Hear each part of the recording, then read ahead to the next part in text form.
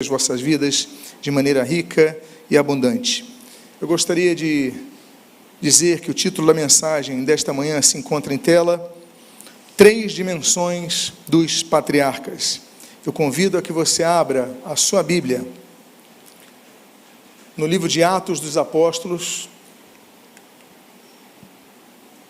capítulo de número 7, e você que encontrar o texto do versículo 32, eu convido a que você, por favor, se coloque de pé, para que possamos fazer a leitura do texto sagrado. Atos, capítulo 7, versículo 32.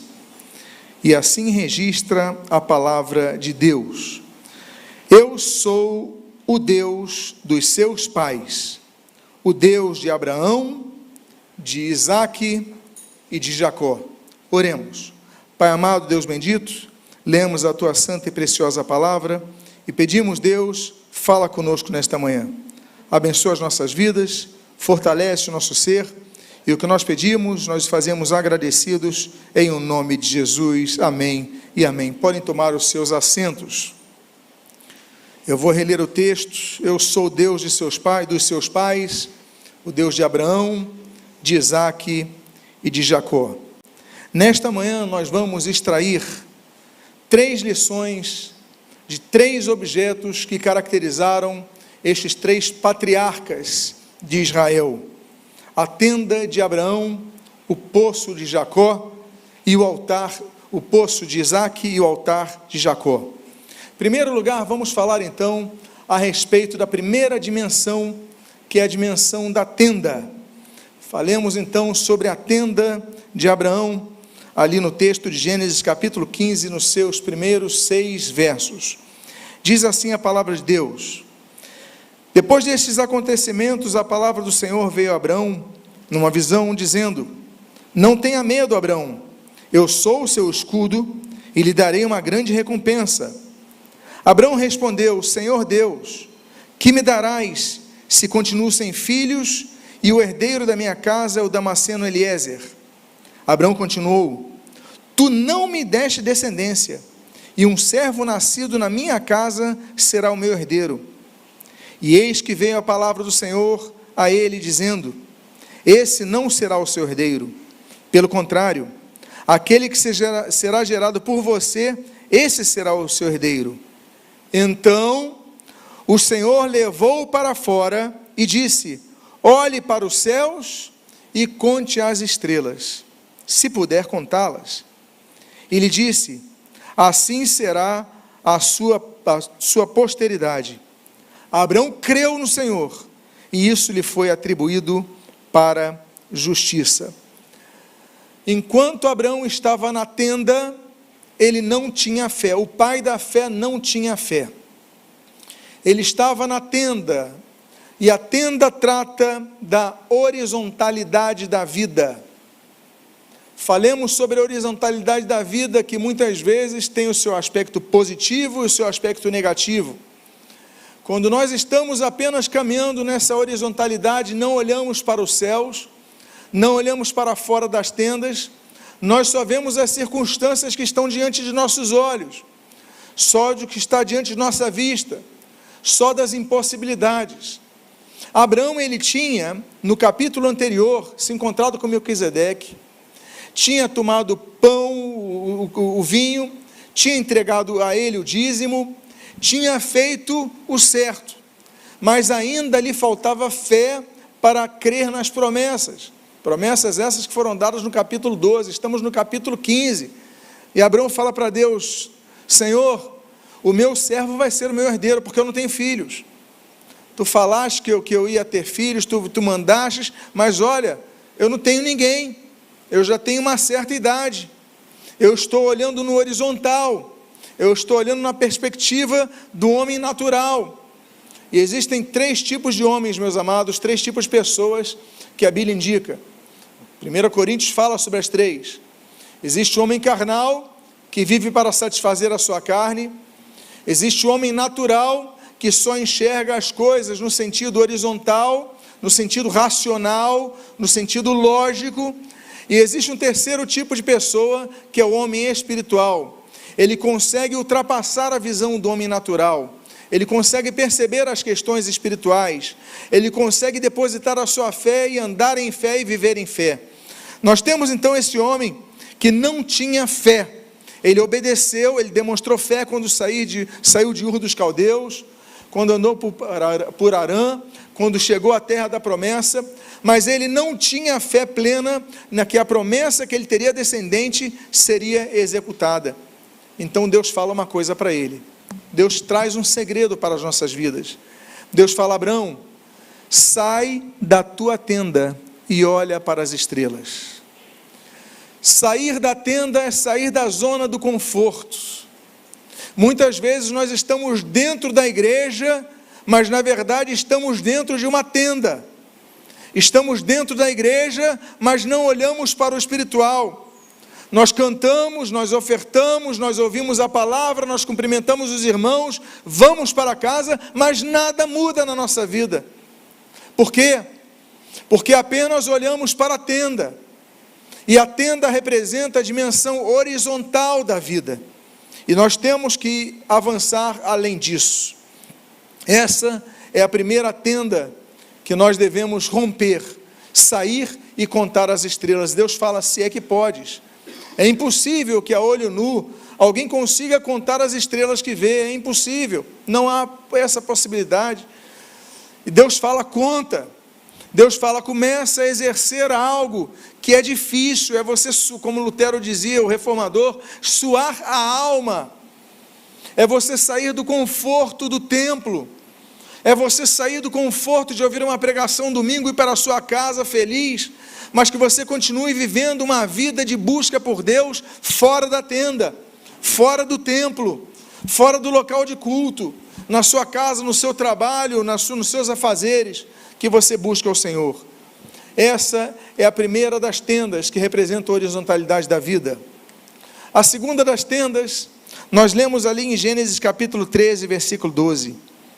A Bíblia diz: Abrão habitou na terra de Canaã, e Ló foi morar nas cidades da campina, e ia armando as suas tendas até Sodoma. Ele começou armando as suas tendas na campina de Sodoma, ele foi se aproximando do centro de Sodoma, e diz a Bíblia que ele armou suas tendas até Sodoma, ou seja, ele foi se aproximando da acomodação, foi se aproximando do pecado, e daqui a pouco esse homem que estaria nas campinas já está em Sodoma. Já falamos sobre isso, já falamos sobre Ló, já falamos sobre o juízo de Ló, já falamos sobre os erros de Ló, já falamos sobre as perdas de Ló, mas o fato é que tudo isso é consequência de um processo de acomodação com a proximidade do pecado. Volto a dizer, as tendas, elas representam a acomodação, e esse homem vai se acomodando até morar em Sodoma. Não permita que isso aconteça, porque isso aponta a horizontalidade do pecado. Há uma terceira tenda que eu gostaria de comentar. Essa tenda se encontra em Atos capítulo 18, do versículo 1 ao versículo 4. Depois disso, deixando Atenas, Paulo foi a Corinto. Lá, encontrou um judeu chamado Áquila, natural do Ponto, recentemente chegado da Itália, com Priscila, sua mulher, porque o imperador Cláudio havia decretado que todos os judeus deviam sair de Roma. Paulo aproximou-se deles e, como tinham o mesmo ofício, passou a morar com eles e ali trabalhava. O ofício deles era fazer o quê? Tendas. O ofício de Áquila e Priscila e de Paulo era fazer tendas. E todos os sábados, Paulo falava na sinagoga, persuadindo tanto judeus como gregos. Tendas. Tenda representa a horizontalidade da vida. Tenda representa a acomodação. Tenda representa aquilo que ocupa o nosso tempo. O apóstolo Paulo, quando deixa Atenas, ele vai para Corinto, aquele porto famoso da Grécia. E ali a Bíblia diz que ele se une a um casal, Áquila e Priscila, e a profissão deles era a profissão de Paulo, fazedor de tendas. E a Bíblia diz então que Paulo começa a trabalhar com eles, e que todo sábado pregava nas sinagogas. Veja você, no nosso entendimento, quase que, na nossa percepção, um desperdício de tempo. Paulo trabalhar de domingo a sexta-feira, fazendo tendas, quando todo aquele potencial podia estar preparando e trabalhando e amalgamando o evangelho pela Europa. Mas ele, diz a Bíblia, que por causa disso, domingo, segunda, terça, quarta, quinta, sexta-feira, trabalhando, fazendo tendas, lhe restava sábado para pregar nas sinagogas. Nós vemos as ocupações que nós temos. Se eu perguntasse aqui a todos, quantos gostariam de viver exclusivamente da obra de Deus, eu creio que, se não todos, a maioria levantaria a mão. Mas nós temos nossos afazeres, nós temos as nossas contas, nós temos os nossos compromissos, nossas responsabilidades, nós temos as nossas profissões, as nossas carreiras. Então nós temos que trabalhar por isso, nós temos que trabalhar com suor pelo nosso pão, como está prescrito na Bíblia desde a sua Gênese.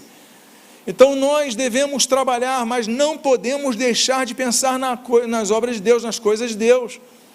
Paulo tinha o seu tempo livre, era o sábado, e ele estava lá razoando a palavra de Deus, ensinando a palavra de Deus, discutindo a palavra de Deus, e diz o texto que nós lemos, que ele persuadia tanto judeus como gregos, ele não deixava de se envolver na obra de Deus. A tenda, esse primeiro objeto que nós pegamos, a tenda do primeiro patriarca Abraão, nos representa aquilo que ocupa o nosso tempo, mas Paulo nos ensina que, apesar de nossos afazeres, não devemos deixar de lado as nossas prioridades.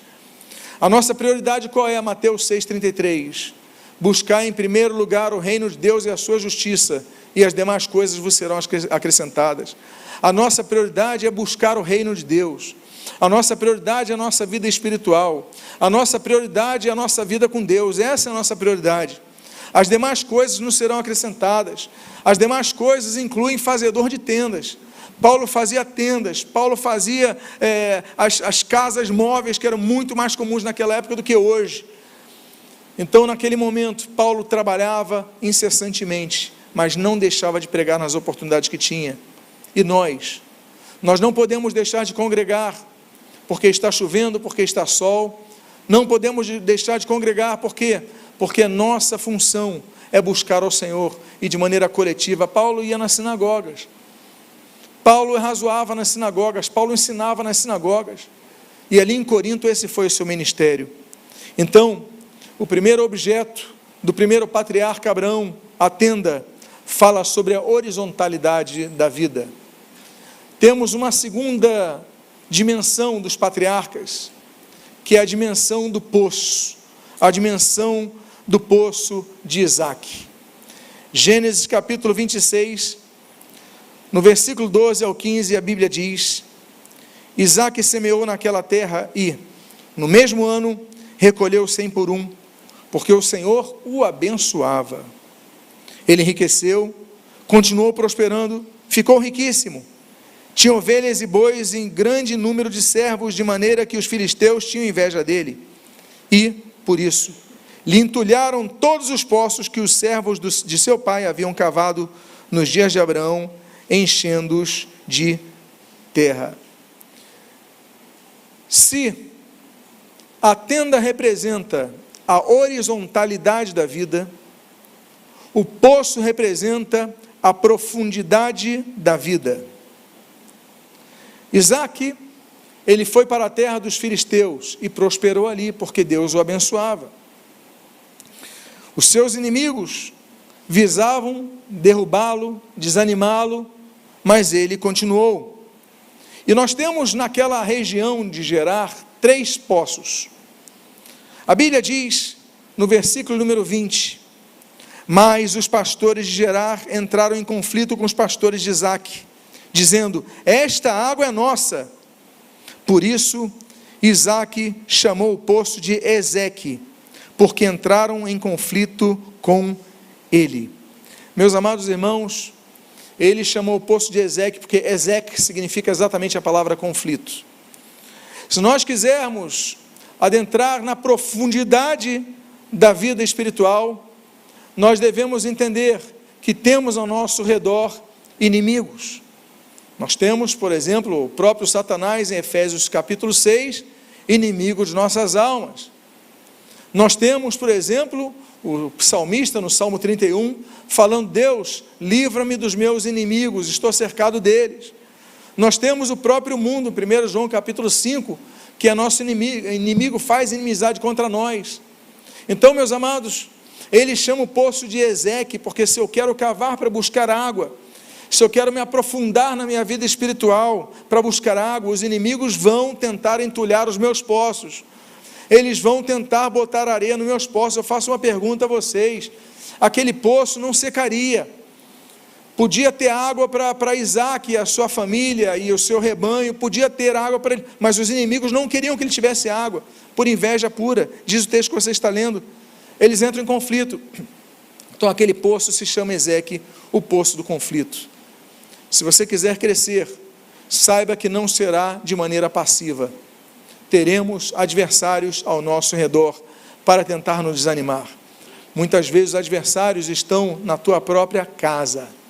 Muitas vezes os adversários estão no teu próprio trabalho. Muitas vezes os adversários estão na tua própria comunidade de amigos. Pessoas que desincentivam você a buscar a Deus. Pessoas que desincentivam você a ler a palavra. Pessoas que estão numa área de influência que te desanimam a crer nas Escrituras. Hoje é o dia da Bíblia. Hoje é um dia de um livro que ele sobrepujou eras de perseguições. Desde as perseguições contra a extinção da Bíblia, as queimas da Bíblia e tantas outras, como o próprio ateísmo, o próprio panteísmo, o próprio ecumenismo, tantas coisas surgiram, mas a Bíblia continua sendo o livro mais vendido, mais divulgado, mais distribuído, mais lido de toda a humanidade. Por quê? Porque a palavra de Deus permanecerá para sempre, não é isso que Jesus disse? Então, Isaías capítulo 40, seca-se a erva, cai a sua flor, mas a palavra de Deus permanece para sempre. Céus e terra passarão, mas a tua palavra não passará, disse o Senhor Jesus no Evangelho de Mateus. Então nós devemos entender que se nós quisermos aprofundar-nos na vida espiritual, inimigos nos rodearão, por isso o poço se chama Ezeque. Existe um segundo poço, que nós lemos no versículo seguinte, do versículo 21 desse capítulo 26 de Gênesis. Então, cavaram outro poço, e também por causa desse houve conflito. Por isso, recebeu o nome de Sitna. Sitna, em hebraico, significa briga, mas vem da raiz que significa inimizade. Ora, mas já falamos dos inimigos que nos cercam, mas não falamos de um grande inimigo que nós temos, nós mesmos, nosso próprio interior. A Bíblia diz, Gálatas capítulo 5, que nós temos uma luta entre carne e espírito, espírito e carne, essa luta é diária. Todos os dias nós somos tentados em nossa carne, todos os dias nós somos atacados em nossa carne. Satanás nos tenta e procura nos tentar através da instabilidade da nossa carne, todos os dias, e é uma briga, é uma luta constante. Por isso que Paulo fala do velho homem e do novo homem, Efésios capítulo 4, aquela briga, quando nós batizamos, nós enterramos o velho homem. Lutero, o reformador, ele falava, mas eu não sabia que o novo homem, o velho homem sabia nadar, eu pensei que ele tinha sido afogado nas águas do batismo, mas ele sabe nadar, porque todo dia o velho homem se reergue para tentar ocupar o novo homem. Então é uma luta constante. Por isso que o segundo poço para uma vida de profundidade com Deus se chama Sitna, porque nós devemos lutar contra os adversários externos, sim, mas nós devemos lutar contra o adversário interno, que somos nós mesmos, a nossa velha natureza, que quer reerguer-se a cada momento. E existe um terceiro poço, que está no versículo seguinte. Nós lemos o versículo 20, o Ezeque, nós lemos o versículo 21, o Sitna, e agora nós temos um terceiro poço que Isaac cava. Diz a Bíblia, nesse versículo número 22, partindo dali, Isaac cavou ainda outro poço, e, como por esse não houve conflito, deu-lhe o nome de Reobote, e ele disse, porque agora o Senhor abriu espaço para nós, e vamos prosperar nesta terra. Reobote significa lugares amplos. Ele abriu o primeiro poço de Ezeque, colocaram terra, pedras. Ele abriu o segundo poço, Sitna, colocaram pedra e terras. Mas ele abriu o terceiro, e os filisteus se cansaram. Não vamos botar mais não, porque ele vai continuar cavando. O que nós aprendemos? Que o povo de Deus vai prevalecer, sempre que lutar com perseverança. O diabo quer que você desanime na primeira vez. Você desanima, você cai, você então fala, não consigo, mas não, vou tentar de novo. E você vai lá, você cai, não, vou tentar de novo. E você vai tentando, e vai lutando, e vai lutando, e vai lutando, até o momento que você está tão forte, que já desiste de atacar naquela área. Meus amados irmãos, esse é o poço de Reobote. Eu me lembro, e aí a gente pode citar vários exemplos, como por exemplo dos alcoólatras anônimos, que chega um momento que eles vão lutando ali para não ingerir álcool novamente, e vão ganhando aquelas fichas, não sei quantos já sabem da sistemática deles e tudo mais, e chega ao ponto de alguém que já venceu tantas, que ele já pode virar o monitor do outro, já pode virar o conselheiro do outro, o ajudador do outro, para em qualquer recaída, ele está ali do lado para receber uma ligação, e eles ficam à disposição 24 horas por dia para isso. Isso é Reobote, vencendo pela perseverança, meus amados irmãos. Então nós falamos sobre a tenda de Abraão, a tenda representando a horizontalidade da vida. Nós falamos sobre o poço de Isaac, sendo o poço representando a profundidade da vida. E eu finalizo com a terceira dimensão dos patriarcas, que é a dimensão do altar. Falamos de Abraão, falamos de Isaac e agora falaremos de Jacó. O texto de Gênesis capítulo 35, no versículo 1, versículo 6, versículo 9 a 15 diz: Deus disse a Jacó: levante-se, vá para Betel e habita ali. Faça ali um altar ao Deus que lhe apareceu quando você fugia do seu irmão. Versículo 6. Assim Jacó chegou à luz chamada Betel, que fica na terra de Canaã, ele e todo o povo que estava com ele. Edificou ali um altar, e aquele lugar deu o nome de El-Betel, porque ali Deus havia se revelado a ele quando estava fugindo do seu irmão. Continua à frente. Depois que Jacó havia retornado de Padã Arã, Deus lhe apareceu outra vez e o abençoou. Deus disse a ele: você se chama Jacó, mas seu nome não será mais Jacó, o seu nome será Israel. E lhe deu o nome de Israel e disse-lhe: eu sou o Deus Todo-Poderoso. Seja fecundo e multiplique-se.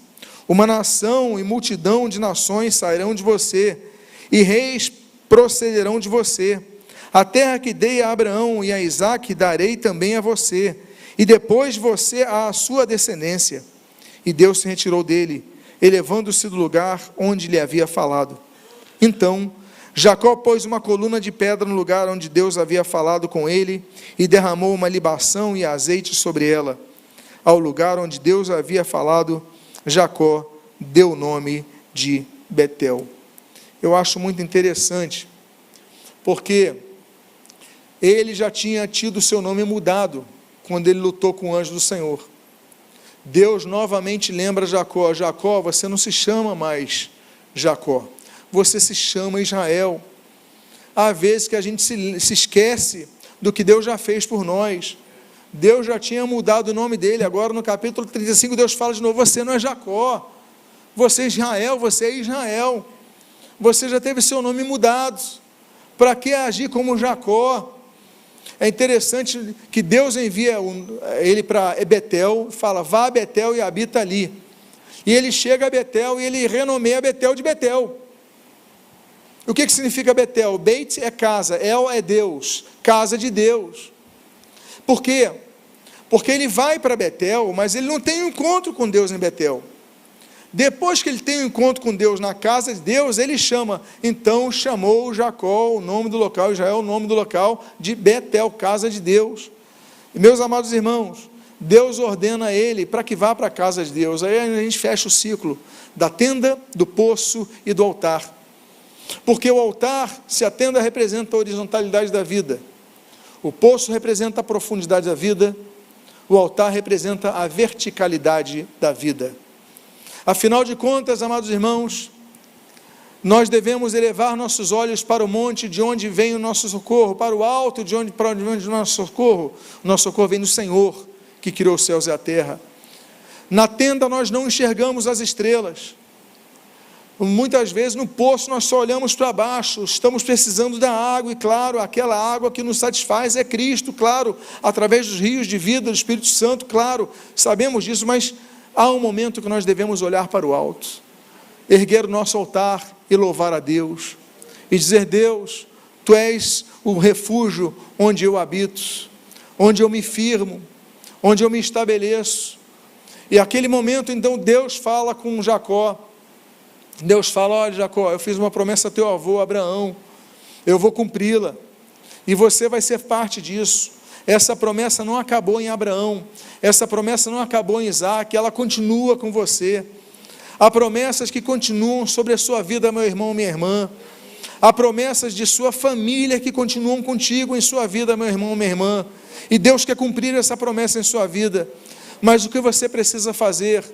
Apenas dizer: não, porque eu sou filho de crente, não, porque eu sou neto de crente, não, porque eu sou bisneto de crente, eu tenho promessa. Não, Deus coloca ali um momento que Jacó tem que levantar o seu próprio altar, e ele levanta o seu próprio altar. Abraão tinha levantado o altar, nós sabemos sobre isso, ali em Gênesis 12, Isaque tinha levantado o seu próprio altar, nós sabemos sobre isso em Gênesis 26, mas em Gênesis 35, quem tem que levantar o altar é o próprio Jacó, é o próprio Israel. Não é porque seus pais levantaram o altar, seus avós levantaram o altar, ele tinha que levantar o altar da vida dele, que nós aprendemos que Deus não tem netos, Deus tem filhos. Nós devemos então, amados irmãos, procurar buscar no alto as coisas de Deus. Nós devemos buscar a salvação que vem de Deus, e nós devemos cultuar a Deus pessoalmente. Meu pai já cultua a Deus por mim, a minha mãe já ora por mim. Não, você tem que cultuar a Deus, você individualmente. A sua mãe vai orar por você, e cremos na força que existe nessa intercessão, mas você tem que ter o teu momento de intimidade com Deus, você tem que levantar o teu altar ao Senhor. Milhares de anos se passam, e após tantos anos, em João capítulo 14, Jesus se encontra com uma mulher samaritana, no poço de Jacó, no poço de Israel, e ali ele oferece para ela a água da vida, naquele mesmo endereço. Nós vemos a profundidade profética se cumprindo em Jesus, tomando da água que Jacó cavara um dia, tomando da água onde Jacó, no local onde Jacó ergue o altar. Meus amados irmãos, nós temos então a tenda de Abraão, nós temos o poço de Jacó, de Isaque, e nós temos o altar de Jacó. Essas três coisas precisam estar em nossas vidas, mas a tenda, para sair dela, olhar para o céu, para o alto. O poço, bebermos da água e glorificarmos a Deus olhando para o alto. E o altar, levantar as nossas mãos e adorarmos a Deus para todo sempre em nossas vidas. Convido a que você fique de pé nesse momento. Eu quero fazer uma oração por sua vida. Eu quero fazer uma oração sobre as três dimensões dos patriarcas: a dimensão da tenda, a dimensão do poço, a dimensão do altar. Pai amado, Deus bendito, ouvimos a Tua palavra, e Senhor, a tenda é tão importante, é tão necessária, porque ela nos oferece refúgio contra o calor, refúgio contra as intempéries, refúgio contra os vendavais, mas há momentos que nós precisamos sair do nosso conforto e buscar a Ti. Que não sejamos pessoas apenas da tenda, que apenas Te buscam nos domingos, apenas Te buscam nos cultos, apenas Te buscam no endereço que nós estamos, ou em qualquer outra igreja espalhada ao redor do planeta, mas Te busquem pessoalmente a cada dia. Que cavem poços, que ainda que nós tenhamos, Pai, inimigos ao nosso redor, que procurem entulhar os poços, continuemos a cavar, até que o Reobote seja cavado. Não haverá mais tentativas. Por quê, Senhor? Porque os inimigos é quem cansam, nós não. Os inimigos é quem cansarão. Pai amado, em nome de Jesus, que entremos na dimensão do poço e que entremos na dimensão do altar, para que possamos levantar o altar ao Senhor, de sacrifício ao Senhor, de culto ao Senhor, de louvor ao Senhor. E o que nós pedimos as Tuas bênçãos sobre nós, e nós te agradecemos em nome de Jesus. Amém e amém. Louvado seja o Senhor Jesus. Em